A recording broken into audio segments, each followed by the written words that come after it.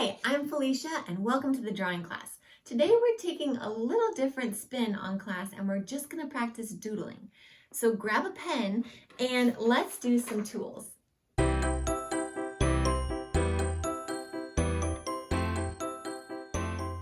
So this class is going to be a little bit different. All you need is one type of writing utensil. You could do a black crayon, a colored pencil, a regular pencil, or what I'm going to use is a thin pen. Now, you could even use a Sharpie if you want, and really anything will work. And these are just doodles. So they're not meant to be perfect and they're not meant to be realistic in any way. It's just fun doodles. I'm going to teach the class a little bit differently than my normal classes. I'm really not going to say much. So you just watch what I do and then do it yourself. If you mess one up or want to try again, try it again. Fill your paper up with all your attempts and little doodles that you do of all of these tools. Just try and do your best. Now, mine aren't going to be perfect either, but we're just going to work with what we've got. So let's get started.